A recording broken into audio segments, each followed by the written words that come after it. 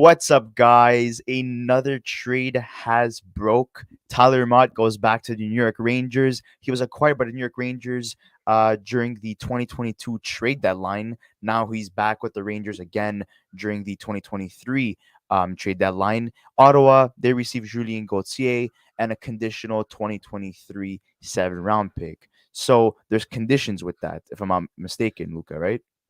Yes, so the condition is that it's a conditional seventh round pick, but if the Rangers advance to the second round of the 2023 playoffs, it becomes a sixth round pick, either New York's or Winnipeg. It's going to be the later of the two picks. Now, an interesting thing about Tyler Motte is he's actually been traded four times in his career. He got traded in 2017 when he was with the Chicago Blackhawks. He got traded to the Columbus Blue Jackets in a deal that in the Artemi Panarin deal, actually, funnily enough, and then was traded a year later to the Vancouver Canucks along with UC Jokinen for Thomas Vanek. And then from the Canucks, he was traded over to the Rangers last year at the trade deadline for a fourth round pick. And now he ends up in Ottawa. He ends up in New York again from Ottawa after signing with them during the offseason.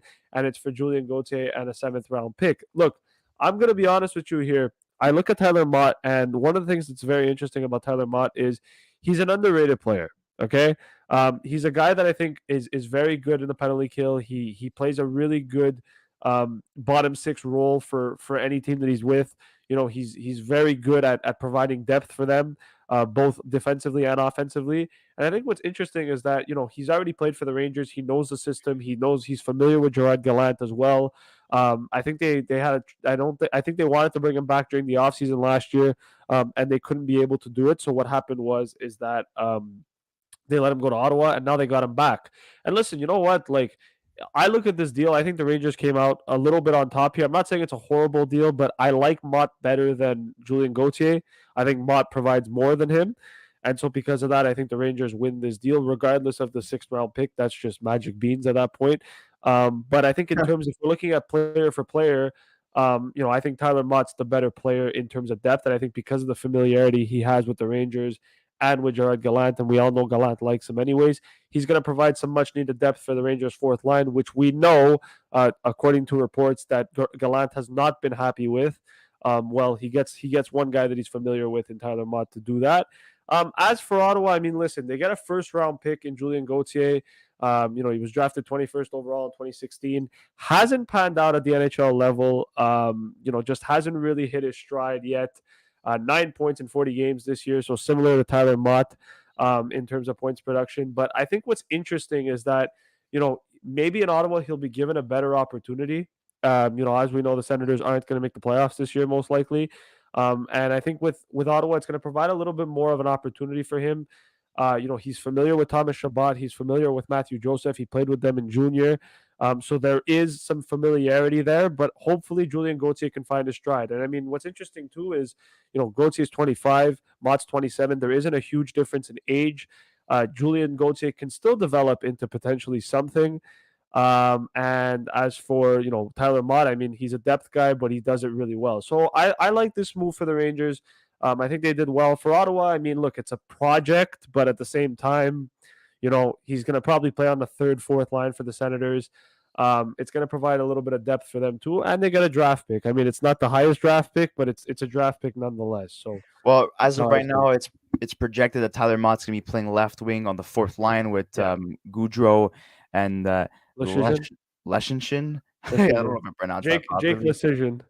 Lecision. Okay. Yeah, So, yeah, in my opinion, I do believe this is a good deal for the Rangers because they get a familiar face in Tyler Motte that was a good fit with them. I don't think they necessarily wanted to give him up. It's just that they didn't really have they were dealing with cap space issues yeah. essentially. They had to re-sign some other players like Capo Caco and others. So they make this deal. They get Tyler Mott. He strengthens their fourth line essentially. But in terms of Ottawa, this reminds me of the Nick Paul for Mathieu Joseph trade. Mathieu Joseph was doing well at Tampa, but he just wasn't really fitting in at a certain point with Tampa. They wanted someone that was more NHL ready, more experienced. So that's why they traded for Nick Paul. So in this sense, they get Tyler Motte, the Rangers, someone that's more experienced, and they get rid of a younger player in Julien Gauthier. So this is another reclamation project for the Ottawa Senators, in my opinion. This is a guy that, yes, they have a young culture, and he fits into that culture. They're not winning anytime soon, but Gauthier, he is a former first round pick, so there's potential there, right? Yeah. And in terms of Tyler Mott, this is a guy that solidifies their fourth line. This is a guy that has experience, um, playoff experience as well. He's been around the league, but he's a guy that he has a strong defensive play, and also sometimes he has some offensive upside. But I do believe this is the last trade for the New York Rangers in terms of adding. There is one more trade that probably will happen, and that's Vitaly Kravtsov that requested a trade that I do believe is on his way out of New York. Well, I mean, what's interesting about that, and you mentioned Vitaly Kravtsov. Obviously, there's been talk about him being traded. I think the Rangers are done, but I wouldn't put it past Chris Drury to make another move. The Rangers do want to bolster their fourth line, and if they're not happy with Jake Leschyshyn, although they did take him off waivers, they may add another depth piece to that lineup. Obviously, with Kravtsov, I think his time in New York looks to be done. I mean, he's it just hasn't worked out for them, and I think they both want a resolution. I think that's going to probably be what's going to happen for them, but I don't know what the return is going to be on Kravtsov when that opportunity presents itself. As for Gauthier, right now he's not listed on the Ottawa's roster, but I think he probably replaces Parker Kelly on that fourth line, maybe even third line minutes. They might give him a shot with Matthew Joseph. Like I said, they have a familiarity for playing with each other in junior. There's a possibility that Ottawa decides, hey, we'll put him with Matthew Joseph and see what type of chemistry there is there. And I think for Ottawa, I mean, there's really nothing to lose. It's a low risk trade for them. They get a roster player back. I prefer draft picks when it comes to these types of situations, just because I think for Ottawa, I mean, there was no real need to get Julien Gauthier, but I think they must have liked something about him to want to make a move for that. And I think, look, I think it's not an amazing move for the Yeah, Senators, but at least at the end of the day, they're getting a guy that they like, that they have familiarity with, like I said, with Matthew Joseph, and they save about $550,000 in cap space, which I think is always good. You can always utilize cap space at any point. yeah, Obviously, there's no retention on Tyler Mott. And I think for the Senators, I mean, look, they're interesting players in this deadline as well. They're obviously, they do have a lot of cap space. They do have a plethora of players that they could potentially move as well. It's going to be interesting to see what Ottawa does between now and March 3rd. But it looks like Tyler Mott was the first piece that was gone out of the Senators, and we'll see. I mean, I don't know if Ottawa's plan. I don't know what Ottawa's plan is, but they get something for Tyler Mott well, at least instead of losing him for nothing. we all know that Alex DeBrincat, even though there was rumors about him being Yeah. traded, he's not being traded. They're gonna try their best to re-sign him, Hmm. especially with the new owners coming in. Rumors about Ryan Reynolds. We'll see if that happens.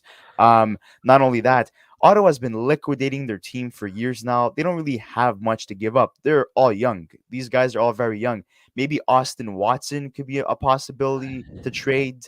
There's Yeah. been talk about Zaitsev, but they're gonna have to attach a pick as a sweetener to get rid of that contract. And in terms of Tyler Mott, he's being paid $1.35 million.